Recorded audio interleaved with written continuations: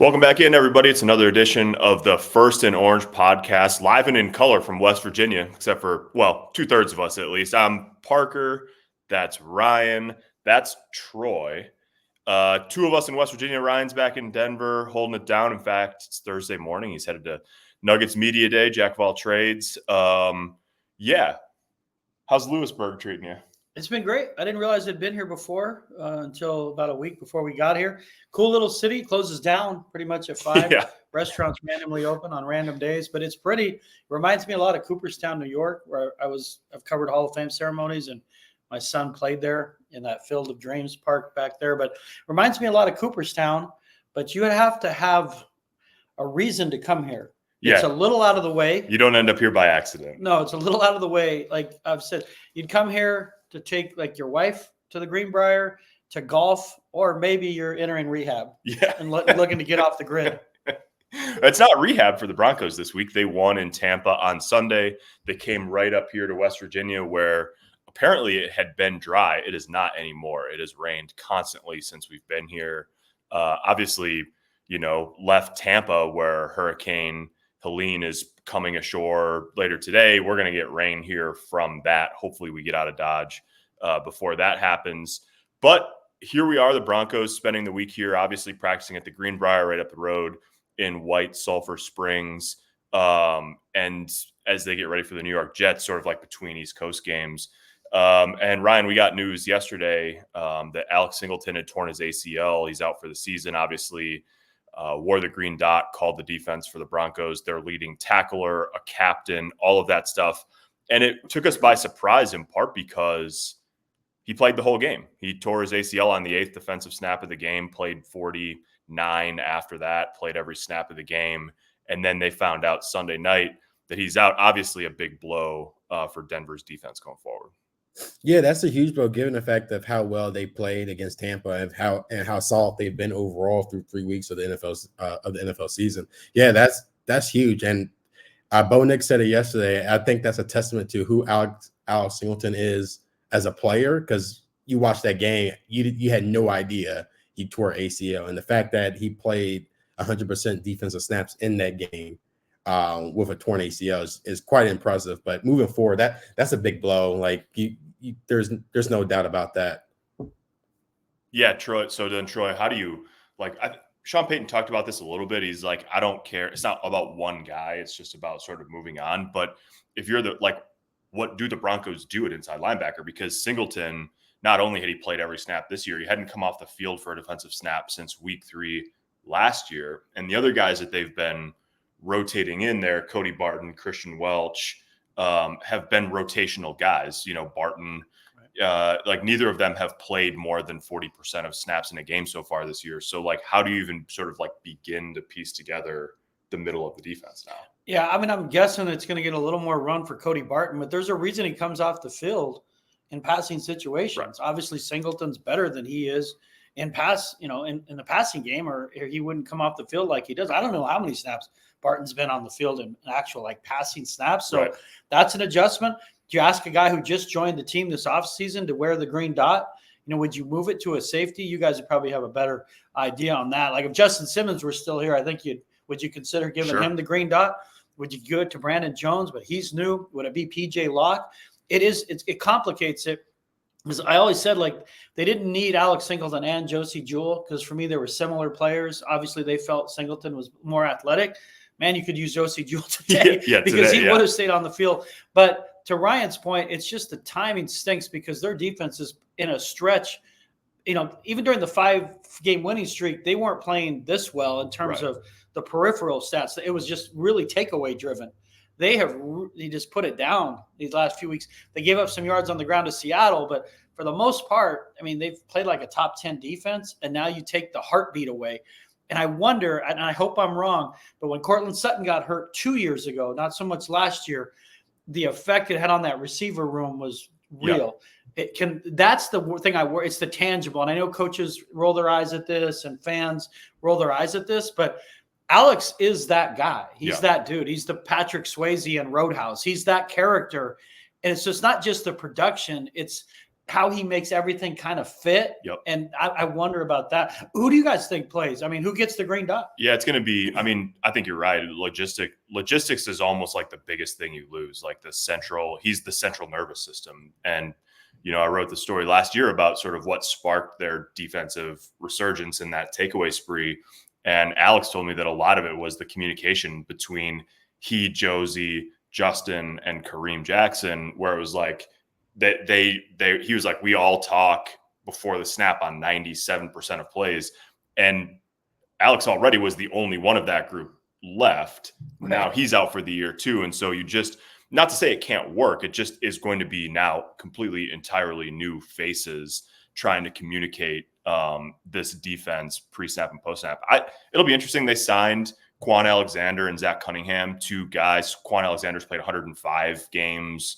Zach Cunningham's played 95. Obviously, neither of them are in their NFL primes anymore. And like Quan Alexander was a really good player. He's had 2 ACL tears now that he's had to work through. So I think one question is, like, there's 2 separate questions. One is, what do you do this week? And probably the answer to that is, you've had Lavelle Bailey as an undrafted free agent. You liked him. Maybe he's up from the practice squad and he provides depth this week. And then after that, the question is like the rest of the season. And that's where I wonder if you can get a few weeks of play, Ryan, out of Quan Alexander or Zach Cunningham. That might be asking a lot, but Cunningham started 10 games for the Eagles last year. So like, maybe it's trying to, put those guys in finals mode. Hey, learn this as fast as you possibly can and hopefully get a few good weeks out of one or both of them. Yeah, I think that's the best case scenario at this point. Hoping, like you said, that Quan or Zach Cunningham, they can like come in and maybe either, if they're not him and one of the others starting alongside Coach, can rotate depending on the situation. But yeah, that is tough. And I think when you look at this season, the Broncos, when you look how the roster was constructed, they were never in that position where they can afford an injury loss like this. And that was one of my concerns from the start, was like, all right, if one of your top guys go down, it's like, how big of a drop off we're going to see. And that's the thing last year when they talked about that 5-game winning streak, like you said, Parker, when they talked about that 5-game winning streak and when they talked about the struggles, a lot of it was communications, not everyone be on the same page. And having Alex Singleton out there, someone who's been with this defense longer, who's been with this organization a little bit longer, he was able to, he was a big part in terms of that communication. So the fact that you're losing that, it's going to be interesting to see how this defense plays moving forward. But this was a team that, like, you couldn't afford someone to go down like Alex, and now we're in that position. Yeah, it's interesting. I mean, like you have this was a case with the Broncos last year. It was like, the starting line guys, they're not elite at a lot of positions, but you're like, okay, that's the group that can hang. The question is, what happens when the depth gets tested? And last year, the depth just didn't really get tested very much. I mean, they lost a couple guys in camp, and then they were really healthy through the whole year. Now we're getting at Troy, Mike McGlinchey and Baron Browning last week, Alex Singleton this week, Estime the week previous, week 1. And so, like, you've lost a guy who you were counting on as a contributor each of the first 3 weeks. Now they're going to get Estime, McGlinchey, and Browning back at some point. Sean talked about Baron Browning being a relatively short-term injury yesterday. But all the same, you're sort of like waiting for that moment of like, Alex Palczewski filled in admirably for Mike McGlinchey.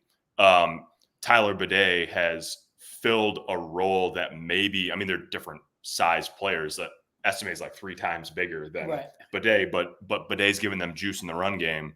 The edge group produced a lot of pressure even without Baron Browning. But the question is, like, when do you hit the point when you're losing starters of like, now it has a real impact? Right. And this feels like the one that you might feel even more than either of the sort of 3 guys they've lost previously. Yeah, I mean, you and I follow baseball closely. It goes like when you have a utility player who fills in and plays against lefties and he looks great, and all of a sudden the starter gets hurt and he plays for 10 days straight. You're like, oh, there's a reason he plays only against left-handed pitching. Yeah.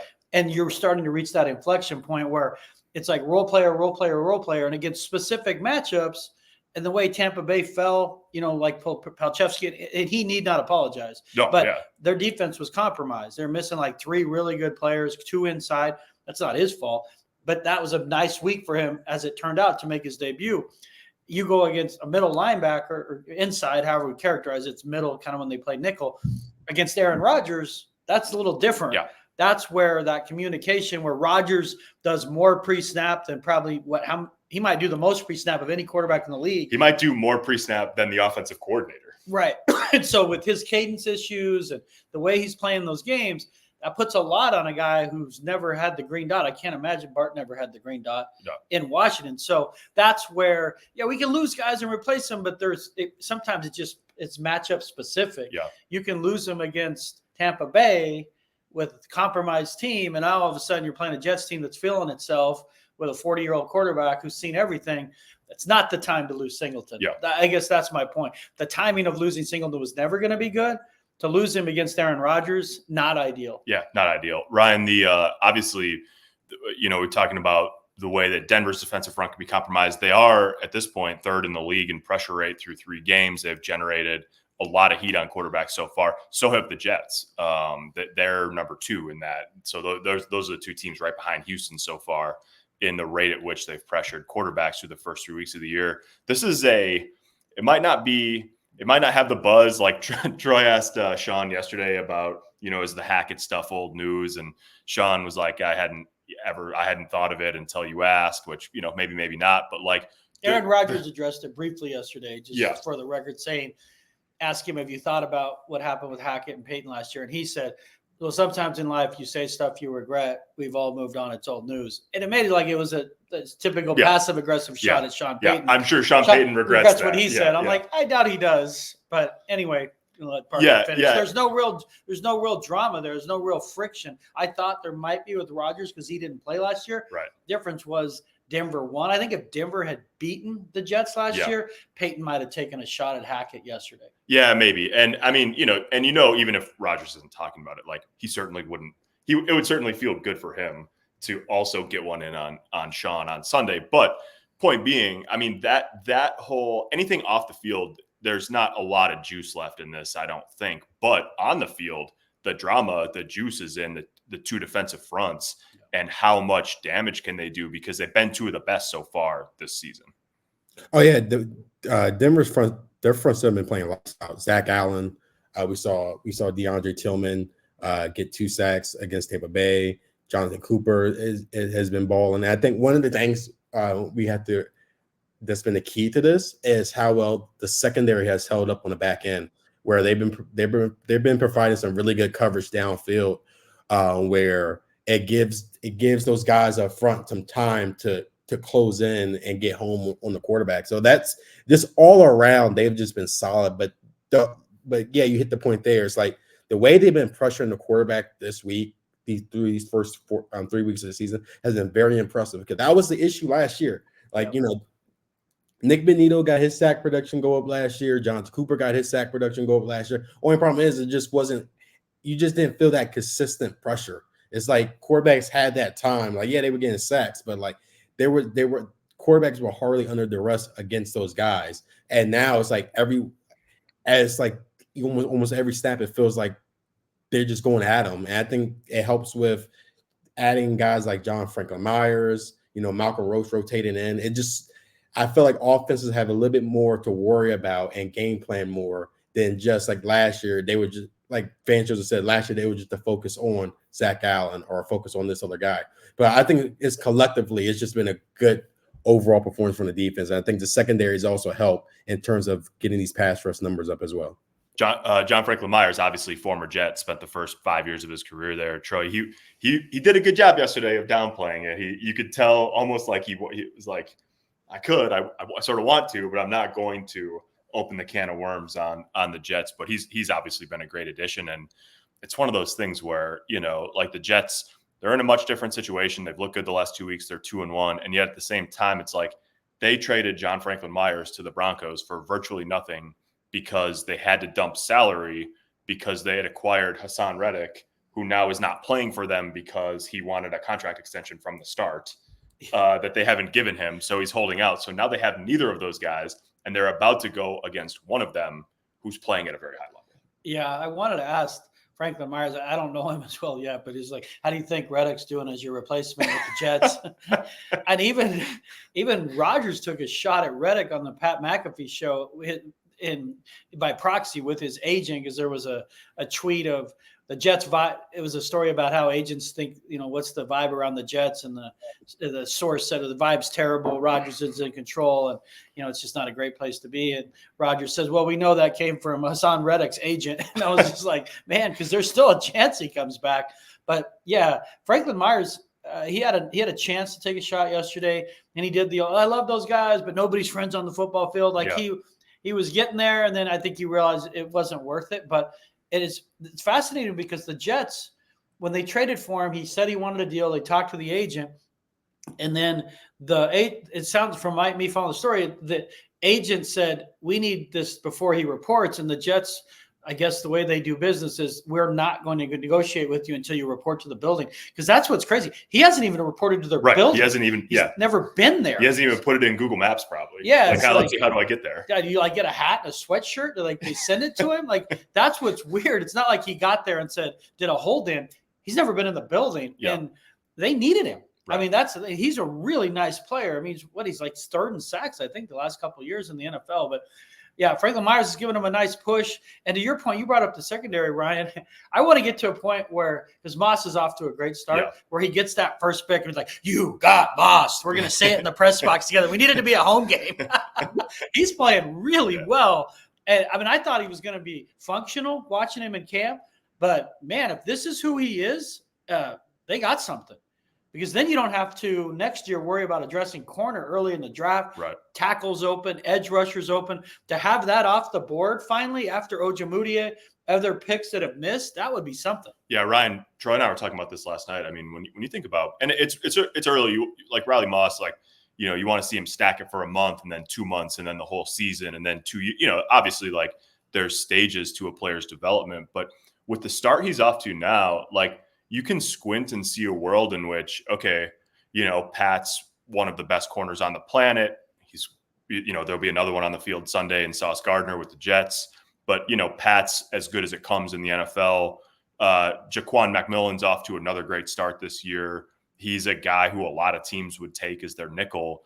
If you add Riley Moss to that conversation as a guy who is big and long and athletic and really does good, quality work opposite Pat Surtain, you start looking at it and saying, there's probably not a lot of teams in the NFL that wouldn't at least think about taking those three guys over what they have. Yeah, Riley Moss, after the season opener against Seattle, I felt like he just locked in. And part of that was just the Seattle game was just they're going to test this guy. He's never started in a game, barely played last year. We got Tyler Lockett on. Let's just test them. Same way, if you remember last year in the Raiders game when they just fed Jacoby Myers with Damari Mathis in coverage. But after that, it's just that he just locked in and he's just playing some really good football and just he's very physical. We saw that when he punched the ball out of Otten's hands for that fumble recovery. It just I've been very impressed by him. And I think, like you said, Troy, that's key right there. Because if this is the player we're going to get from Riley Moss, and and the bar is only going to go up, then you just eliminated a draft need going into the April, because that's a good young core, to work with. And yeah, even though Pat's been in the league for 4 years, he's only 24 years old. So that's a very, and Riley Moss is in his year 2, J Mac year 3. So yeah, this is a good core you're building on, and I'm excited. I really like what I've seen from Riley Moss. I can't wait to start seeing him make even more plays on the ball, because we know that's why they brought him here and that's what he can do. But yeah, this has been impressive, and that's been the key for this defense, is that last year during that hard start, during that dreadful start, Damari Mathis was just struggling completely. Yeah. And teams were just going away from Pat, and then they just took advantage of Damari Mathis, and now you got Riley Moss holding it down. So it kind of forces them. At some point, it's you're forcing the ball back in Pat's direction. Right. And you're just neutralizing team's top pass catcher. So yeah, that's like literally probably one of the, I say, a pleasant surprise for the defense, just how good Riley Moss has been so far. Yeah, the first several weeks last year, it was Damari Mathis and Asang Bassi were the opposite corner and the nickel. Obviously, Riley Moss and Jaquan McMillan now. So they've been playing well. Let's talk about offense just for a couple minutes, since obviously Denver's best outing on Sunday against Tampa, Bo Nix's best game so far, and yet you get to the end of the game and it's like they rushed for 136 yards. I think most of that or half of that came in the fourth quarter. Still 39 dropbacks for Bo Nix. He's fourth, I think, in the NFL so far in dropbacks, 127 through 3 games. So now you're facing, Sean Payton talked about this yesterday, a front that can get home with 4, that can play coverage and still affect the quarterback. Obviously there's a unique element to going to Seattle and it being your first start and playing a defense. You have no idea what you're going to get from Mike McDonald and all of that. But just from like an opponent specific viewpoint like this, Ryan, I think is by far the biggest test so far for Bo Nix this weekend. Oh yeah, most definitely. If you like just going back and watching a little bit of that Jets and Patriots game, they just went after him in the pass rush. It wasn't even fair how much they were attacking him. And I expect them to do the same against Denver this weekend, just because, like, even though they had a good game against Tampa Bay was missing some key guys on their defensive line, and Bo Nix is a rookie quarterback, so I can see Robert Saleh and his group just going at him, trying to make him as uncomfortable as possible in there. So yeah, this is gonna be a very tough test, I think, on both sides too, because you still got on offense, I think their pass rush is gonna be very physical, and they're just gonna do whatever it takes to make Bo Nix's life uncomfortable. They're gonna and see how much they can test their offensive line.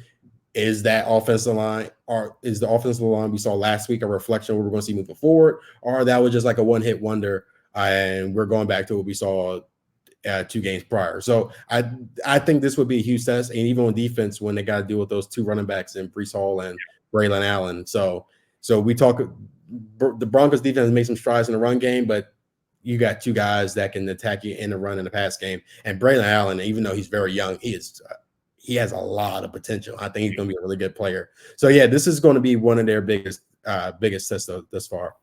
Braylon Allen, Wisconsin guy, naturally. Troy, the next step. You wrote about this. It's in the Denver Post today. It's on our website.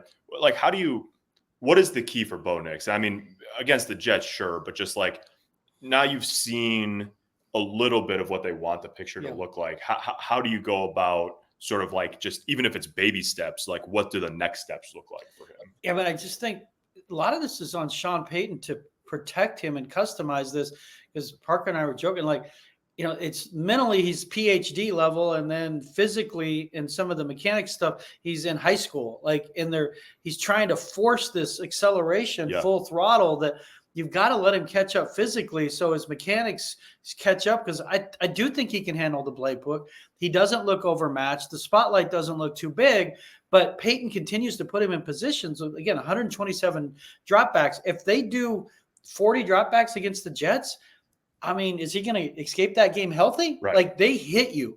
They're looking to punish you. So what I want to see is ball out quickly. Yep. The whole thing about Bo Nix, and Ryan did way more in this draft than I ever would, is on time, on target. We haven't seen that Bo Nix yet. I love the aggressiveness of the first drive against Tampa, but as you both have pointed out, he was 4 for 4 for 70 yards. After that, 21 of 31 for 146 yards. Like, that second part of that, you can't win on the road with that passing attack, nor should you pass that many times, frankly. So what do I want to see in baby steps? Continue to be stubborn in the run game. Don't get away from it, and use Nix in the run game with RPOs and reads, because he's good about protecting himself. He is, yeah. And that's the way you neutralize an aggressive, work getting upfield pass rush, is crease him with draws, crease him with screens, give him some easy stuff instead of stay in there and here comes Williams and here comes a guy off the corner. Like, at some point you're going to ask too much of him to not only where he fails statistically, physically you're going to put him in harm's way. This whole season is about developing him. Make sure we're not gorging him. Feed him spoonfuls. Yeah. And we haven't really seen that, frankly. And this would be a week to do spoonfuls, because I'm afraid you're going to ask him to go on the road and go 34 for 50 for 300 yards. Right. And it'd be like, come on now. That's not realistic for where he is against this defense. Yeah. And the thing about Bo is, like, Sean Payton has said, like, literally since before they drafted a quarterback, you just don't want to put a rookie on the high dive. And it's like, well, he's 4th in the league in dropbacks. Now they're asking him to make plays in the run game. He's handling the protection. And, oh, by the way, here's a really good defensive front. I mean, like, Quinnen Williams against Quinn Miners should be a good matchup. I mean, but Quinnen Williams against Luke Wattenberg is a mismatch. Right. And so, and the thing that when we've seen Bo kind of get the happy feet, which, like, I mean, this is not a sharp criticism of Bo Nix. It's natural for quarterbacks. But when we've seen him get happy feet in the pocket and not necessarily panic, but like, okay, get the ball out, I'm getting out of the pocket, is when there's been interior pressure. It's the hardest thing in the NFL for a quarterback to deal with. To understand they can climb the pocket. Yeah. The pocket's a safe place. It's easy for me to say when Quinnen Williams is coming up the middle. Right. But as he does that, but again, as a play caller, put him in position to screens, draw a little quick slant here. And the other thing is, guys made plays for him last weekend. Yep. The pass to Cortland Sutton was a back shoulder pass. We haven't seen him make a lot of – that was a great play. Yeah. Reynolds made a play. Like, guys around him have to make plays for him. And it's become obvious they need another playmaker, a true playmaker. But I just think you can't ask Bo to do everything. Right. Like, you see what's happening with Caleb Williams in Chicago. Yeah. Go do everything, kid. He's just not ready for that responsibility. And so I don't want to see that happen, because Caleb Williams is like this close to being out for like a month with concussion or shoulder, like, because he's just taking way too many hits. Sean Payton, it's like the kid you trust. He's so smart. He can take it. Yes, he can, but you don't have to give it to him yet. Yep. Just because he's smart enough doesn't mean you have to give it to him yet. Easy. Let's not skip grades here, Parker. Yeah. No, if you skip grades, eventually you end up going like, whoa, wait a second, this is really hard. Yeah. Okay, last bit before we go, Ryan, or before predictions. Tyler Bidet up to the 53-man roster. Is this a situation where, I mean, obviously, another couple weeks they can get Audric Estime back. It's a small sample so far, obviously, but you've got, two guys in Javonte Williams and Jaleel McLaughlin averaging 2.2 yards per carry. Bidet's giving them juice. Are we looking at a situation where, like, Tyler Bidet could be, RB1 functionally, or at least like much more involved in the game plan than he's been so far this year? I think so. I think we're back into training camp running back competition type of vibe here. I think you need to let Tyler Bidet get some looks at RB1, because how many Javonte Williams have on Sunday? 5 carries, 12 yards. Yep. 11 carries, 17 yards. Before that, I've said it before. He just doesn't. To me, he looked like he just doesn't have it the way he did as a rookie. I don't know if it's a confidence thing, like how mentally how injuries affect players. They affect them differently. I don't know if that could be a thing, or just his legs just gave out on him. But yeah, you have to figure something out, because as much as Bo Nix has done well in terms of running the football, RPO, zone reads, all that stuff, I don't know how sustainable is it for Bo Nix to be your leading rusher throughout the season. Not sustainable, probably. I truly don't know if that's like a sustainable formula for offense success for Bo Nix to be your leading rusher, and you're just getting, and your running backs are just averaging like 2 yards a carry. It's just not going to be possible. At some point, it's going to collapse on you. So yeah, I think you're going to have to see what Tyler Bidet can do, because every time he's touched the ball, he's been able to push the ball down the field. Yeah. But don't you, Ryan, have to, because he ran into this problem with Jaleel last year. If they're going to do this, he's got to play some third down, because otherwise, every time he's in the game, they're going to know he's running, which is what happened with Jaleel last year. It became a tell. So Javonte can be, for me, he's my third down back. He becomes Samaje Perine. And they're going to keep him around because they need someone in pass pro. But don't you have to, guys, play Bidet on all 3 downs. Otherwise, every time he's in, it's like, well, here they're going to run. Like, that's not fair to him. Yeah, I think you have to. I think you have to in this situation. Like I said, one, to keep defenses honest, and two is, like, to me, through 2 games, I think he kind of deserves it. Yeah, to see what you can bring, and be worse, honestly. Yeah. Average like 2.5 yards a carry. Right. And honestly, like you just made a good point, Troy. It's like maybe Javonte Williams just turns into that Samaje Perine type of guy, because when he as a pass catcher, he's been okay. Yeah. But as a runner, it's just you haven't got anything. So maybe it is a situation where you are rely on Tyler Beatty in the run game, and then Javonte is kind of your check down guy on 3rd down situations. I'm looking forward to when Aldrick Estimate gets healthy, because I think that's the guy. I think he has a potential to be the guy, the true RB1 on that team. But at the current state of the running back room, I think Tyler Bidet needs some more time. I think he needs more carries. I think he deserves it. You saw it down the stretch. I believe he had like 7 carries in the 4th quarter against Tampa Bay. So that tells you the kind of, like, Sean Payton is starting to let you know that, like, hey, all right, we might have something here. And I'm sorry, Javonte, but we're gonna have to ride the hot hand, and that's the key. Like, if Sean Payton really got to do a better job of relying on a hot hand. My issue. That's always been my issue since last year, is where you might see Marvin Mims just have 115 yards on 2 catches in 1 game, and then he doesn't get the ball or hardly touch the field. You just can't do that, and especially here with their current state of the running back room, you just can't do that. Whoever has a hot hand, you're going to have to roll with it. I don't know if you're going. We lost Ryan. We lost. Oh no, he's back. He's back. I'm back.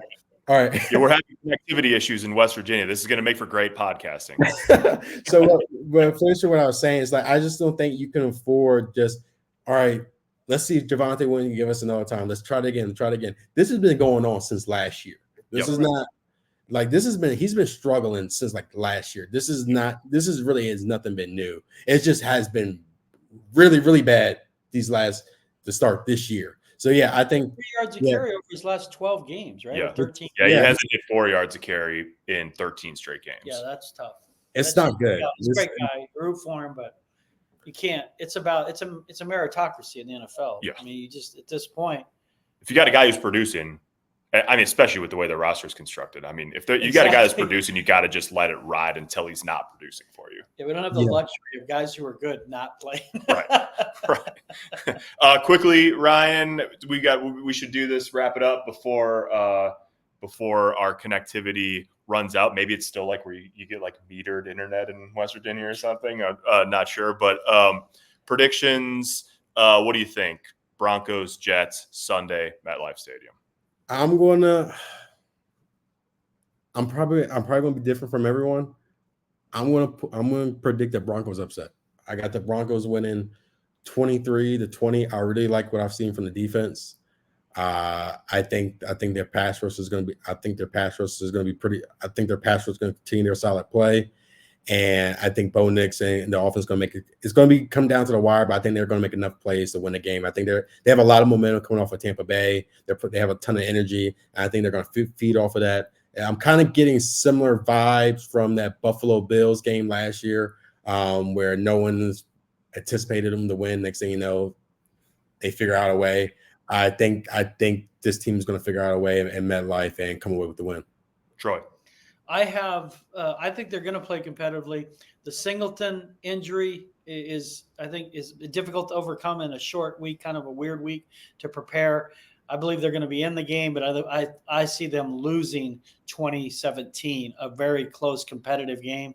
I almost picked them last week with my reverse lock theory, but they're still, I think, 7.5-point dog in this game. That's a big number. I see them losing 20-17, Parker. Good teams don't always win, but great teams cover. So there you go. I think, Ryan, I totally know where you're coming from. I tend to think it'll be close, but my concern is about producing enough points offensively. I think the defense will play well and hang.